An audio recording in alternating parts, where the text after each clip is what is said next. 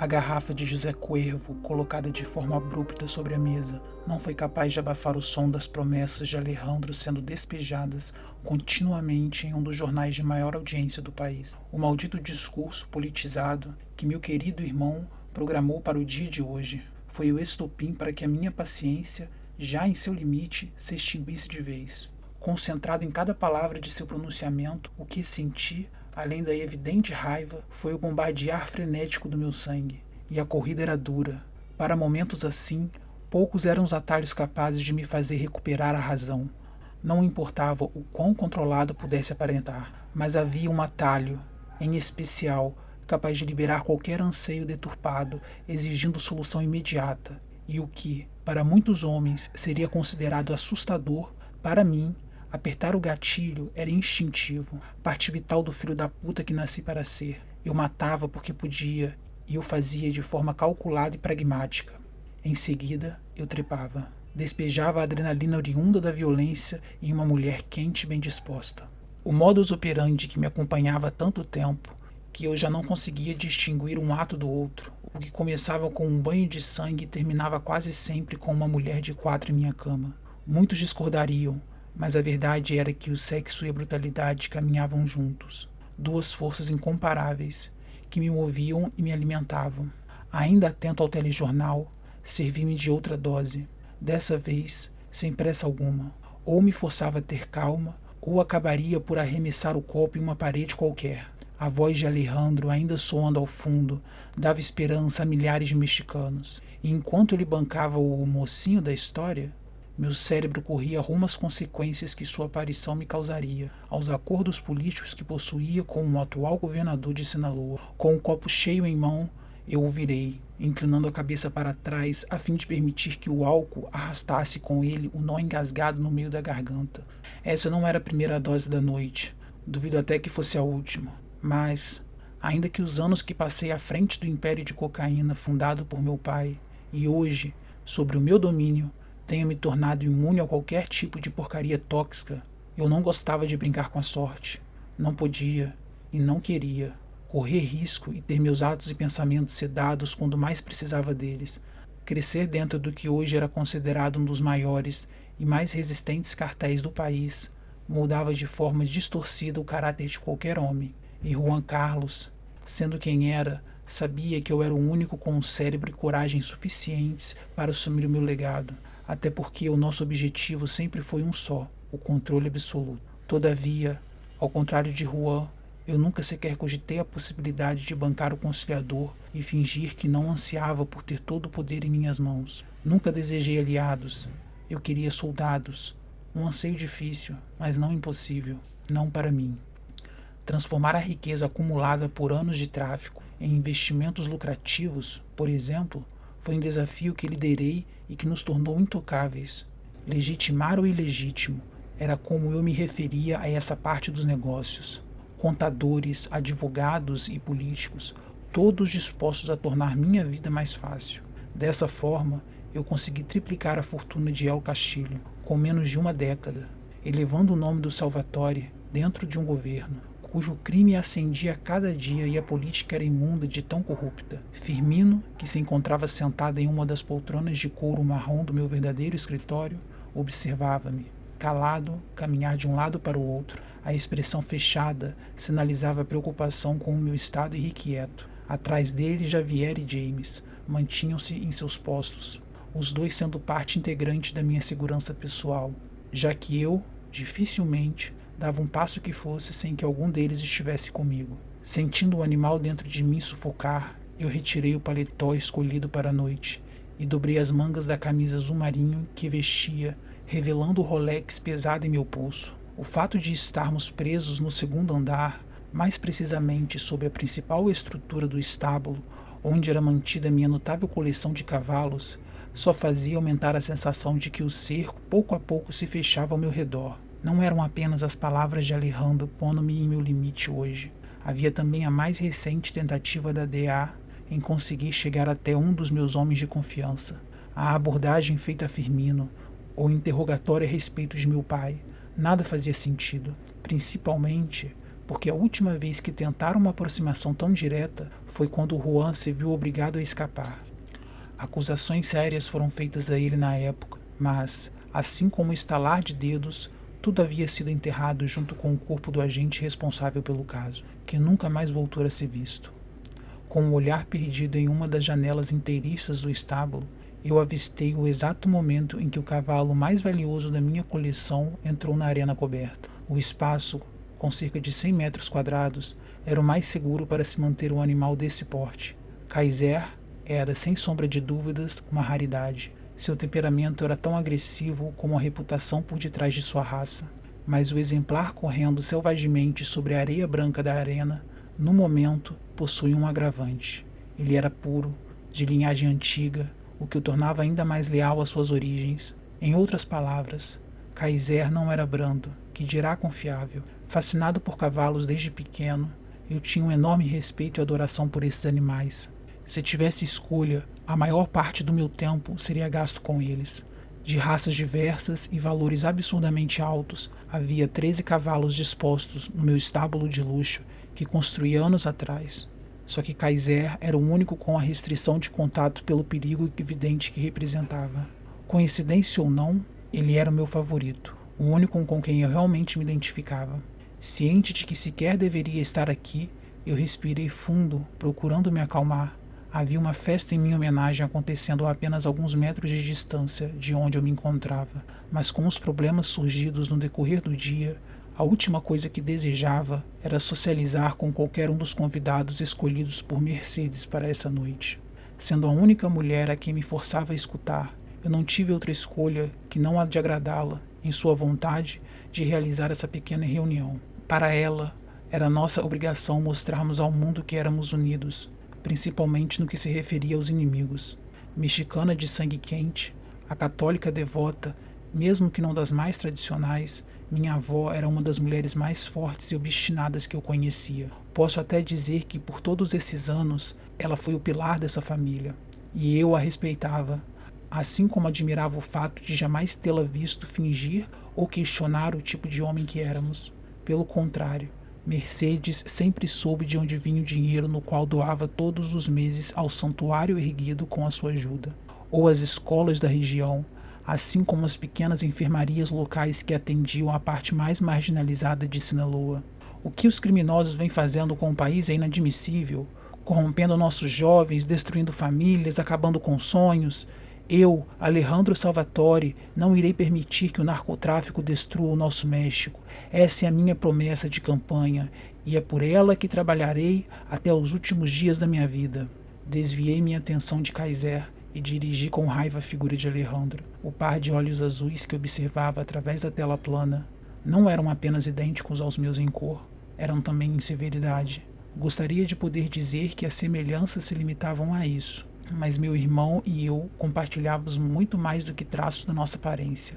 Antes que o passado e a última lembrança que tinha de Celeste viva voltasse para me assombrar, eu desliguei o monitor. 9 malditos anos haviam se passado desde que a perdemos, e com o Juan foragido, Alejandro dando as costas à família, eu não tive outra escolha que não a de realizar uma verdadeira caça por vingança. Eliminei cada um dos homens que estiveram envolvidos na emboscada que fizeram ao carro em que minha irmã estava. Torturei, os fiz sangrar e implorar por misericórdia, mas nenhum deles deu-me o nome de quem desejava escutar, o nome que certamente também estava ligado a cada ataque que os Salvatore sofreram no mesmo período. Então, eu matei suas famílias e as famílias delas, e quem mais entrasse na minha frente dissesse que eu estava louco, porque ao contrário do que diziam na época, eu era destruído. Os miseráveis não apenas roubaram a vida da minha irmã, eles a machucaram como se fossem animais. A fizeram gritar, assim como eu os fiz, e assim como faria quando descobrisse o filho da puta que deu a ordem. Era inegável que, com todo o dinheiro que possuíamos atualmente, também viessem perdas e a constante violência. Nossos negócios eram tão sujos quanto cruéis. Dar as costas ao meu legado, no entanto, nunca passou pela cabeça, porque foi isso que o veneno correndo por minhas veias me preparou para ser. El Senhor de la Guerra, chefe de El Castillo, o homem que tinha o país em uma mão e toneladas de cocaína em outra. Diante do silêncio que inundou o escritório, eu voltei para Firmino, o homem que por anos serviu lealmente meu pai e que agora era meu braço direito. Possivelmente o único homem em que eu confiava cegamente. Talvez tenha chegado o momento de visitar Alejandro, Santiago, sugeriu ao perceber que tinha toda a minha atenção. Você tem ignorado esse assunto por semanas? Por uma boa razão. Tudo o que precisava ser falado com Alejandro já foi dito, declarei sem nenhum grau de paciência. Eu dei a escolha ao infeliz, meses atrás, e ele optou por continuar, então que lide com as consequências. Se vocês conversarem uma última vez, quem sabe se o irmão não deu um passo atrás do que se refere a essa campanha. Recuar? Grunhi baixo. Em que porra de mundo você vive, Firmino? Alejandro era como eu, um desgraçado teimoso. Quando enfiava algo na cabeça, não tirava nem fudendo. Afastados, Javier e James mantiveram-se em suas posições. Ambos estavam desconfortáveis, não por nunca terem me visto alterado, mas pelo assunto que discutíamos. Assim como eu, todos os presentes na sala estavam cientes de que, se Alejandro fosse em frente com a candidatura e vencesse, eu perderia o contato dentro do governo de Sinaloa. E eu não precisava dessa merda acontecendo agora. Não sou estúpido, filho. Eu sei que vocês têm tido divergência nos últimos anos. Hoje não é um bom dia, Firmino. Cortei-o, esperando que entendesse a sugestão para encerrar o assunto. Se tem amor à sua vida, eu o aconselharia a se manter calado. O meu próprio cérebro vinha fazendo um trabalho e tanto em foder comigo essa noite. Mesmo que não concorde com as decisões de Alejandro, seu pai jamais te perdoaria se algo acontecesse a ele. O infeliz insistiu, empurrando-me um pouco mais. Não era segredo o absurdo passado pela cabeça de Firmino no momento. Eu mesmo já havia contestado todos os prós e contras dessa situação. Mas havia uma regra em nossa família, uma que eu não estava disposto a quebrar. Um Salvatore não derrama sangue Salvatore. Jamais. Alejandro já não faz parte dessa família há um bom tempo. A expressão dele se tornou tensa, porque, no fundo, Firmino temia que eu estivesse falando sério. Se algum dia eu realmente deixasse de considerar Alejandro da família, as consequências seriam desastrosas. Mas fique tranquilo, eu ainda não estou planejando matar ninguém. Sobre a mesa de apoio, em frente à poltrona em que Firmino se encontrava sentado, o celular usado para ligações pessoais tocou. O nome de Rosa apareceu para que qualquer um deles pudesse ver. Não era o fato de que eu havia desaparecido da festa sem dar explicações que a estava fazendo me telefonar. Eu a conhecia e suspeitava que as razões que a levaram a tentar uma proximidade durante todo o dia eram justamente as mesmas que Mercedes alimentava em sua tola cabecinha. Rosa acreditava que, algum dia, eu a tomaria para mim. Só que eu sabia a verdade.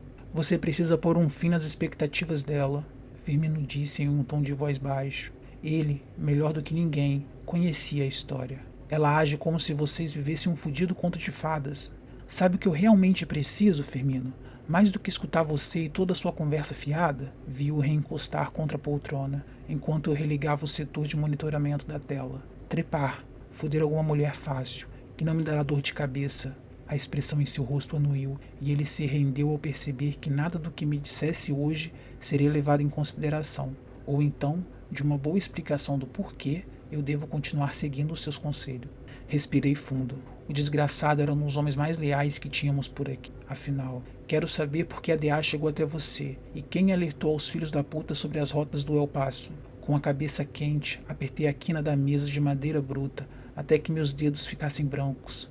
De acordo com Firmino, além de trazer o nome de Juan Carlos à tona, depois de todos esses anos, o agente, conhecido como Steve pelos próprios policiais locais, fez questão de revelar que sabia a respeito dos carregamentos diários atravessando a fronteira por Ciudad Juárez.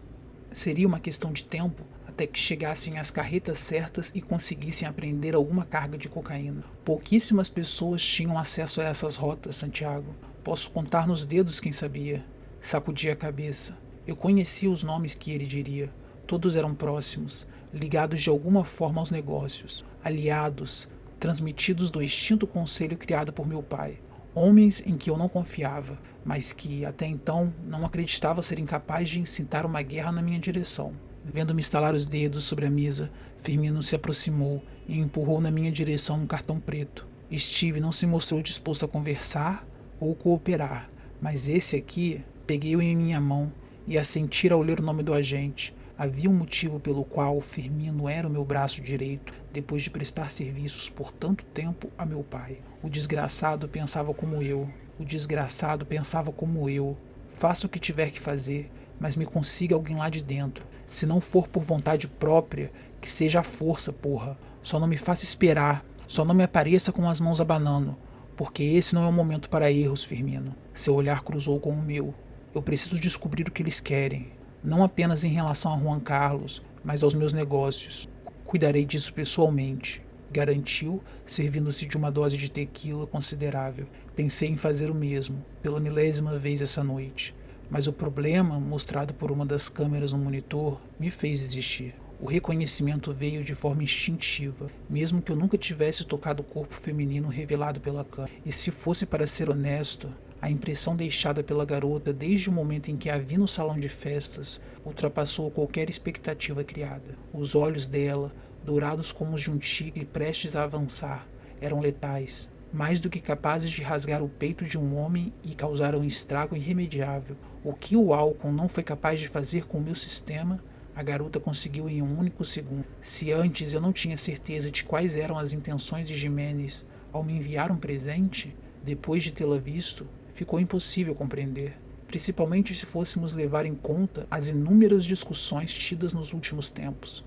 Não era de se surpreender que eu estivesse com todos os alertas ligados na direção da garota. Eu não gostava de lidar com imprevistos, que dirá surpresas, e a garota que eu observava tão atentamente era uma infeliz surpresa. Quanto a Jimenez, não vou negar que tive uma cota de suas meninas em minha cama. Afinal, eu tinha necessidades e elas precisavam ser saciadas.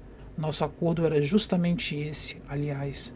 Ele as enviava, eu as escolhia, as mantinha por perto por tempo que fosse necessário, sem perguntas ou cobranças. Apenas sexo, do tipo mais sórdido que um homem como eu poderia oferecer. Só que a menina escolhida por ele essa noite, bem, ela não se parecia com nada que eu tinha visto em uma de suas boates ou casas de show. Eu a enviarei para Jimenez com alguma desculpa, Firmino declarou, indiferente ao que me atormentava. O que disse? Inquiri áspero, dando-me conta de que sua atenção também estava na tela. A garota acenou na direção que se podia vê-la. Eu a enviarei com alguma desculpa. Claro que ele o faria. Cabia a Firmino sondar as mulheres que tinham acesso ao interior da propriedade, um meio eficaz de evitar diversos dos problemas que tive há anos. O infeliz conhecia o meu tipo de mulher, safada e experiente. Mulheres que sabiam o que aconteceria se algum dia pensassem em dar com a língua nos dentes a respeito de tudo que ouviam ou presenciavam estando ao meu redor. Só que, porra, a ninfeta claramente instável em que tinha posto meus olhos não se parecia com nada do que eu estivesse acostumado a ter sobre os meus lençóis.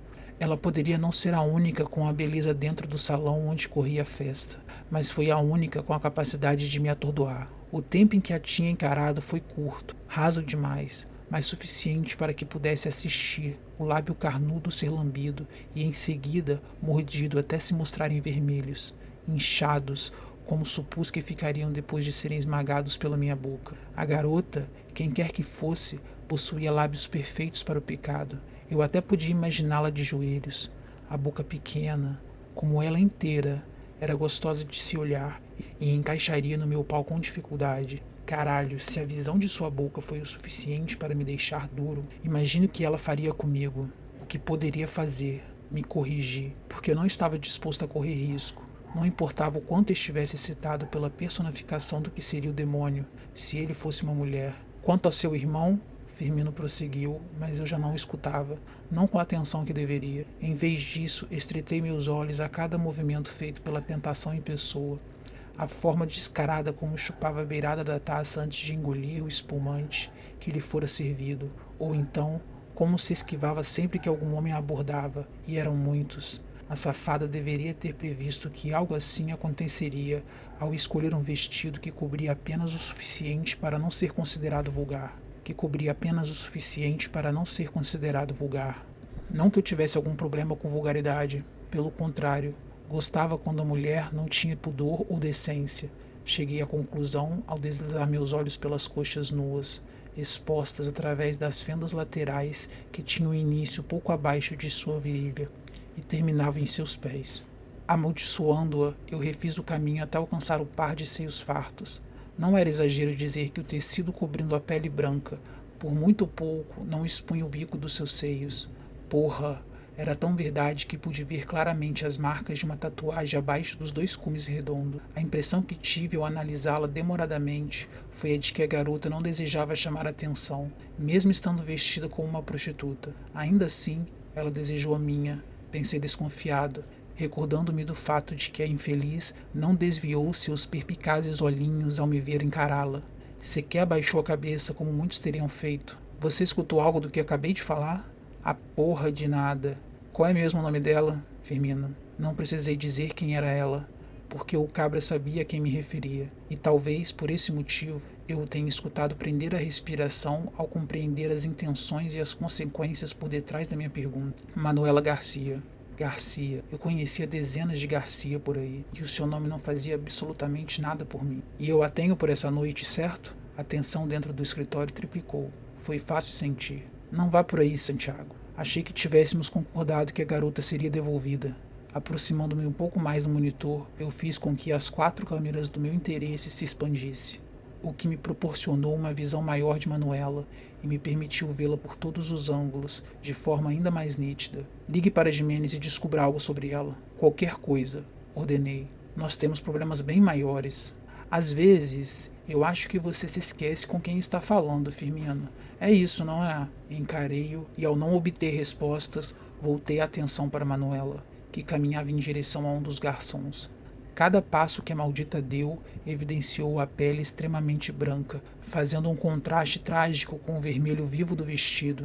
Uma pele que ela parecia gostar de marcar com tatuagens, pois no alto da sua coxa havia outra, letras que formavam palavras impossíveis de serem identificadas a essa distância.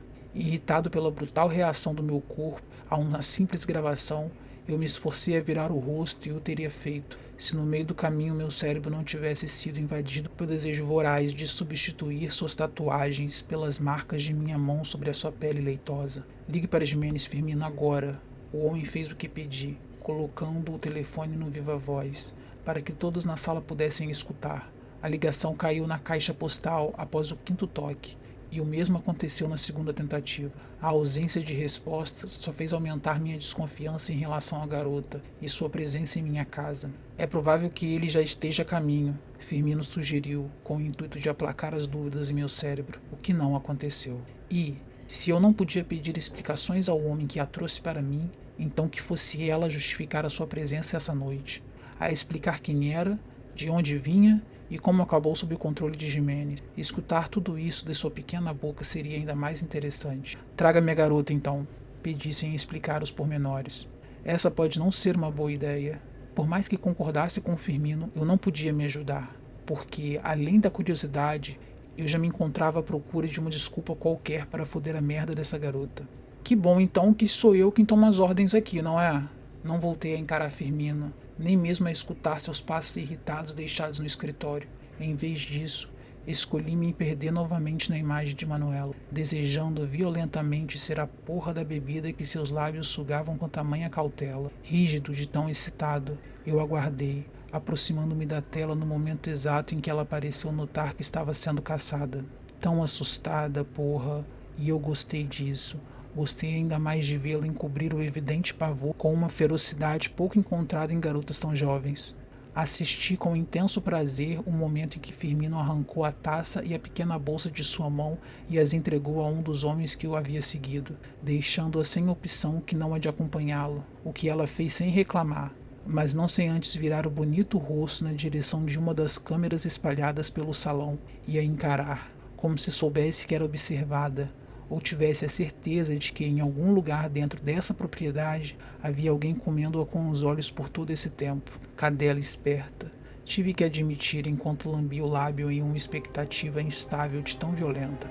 Se você gosta de literatura e de romance e amou este vídeo, clique no ícone de curtir abaixo e compartilhe o vídeo em sua rede social. Se você deseja ser notificado de outros vídeos de audioleitura, clique em se inscrever e depois no ícone de campainha. Até o próximo capítulo.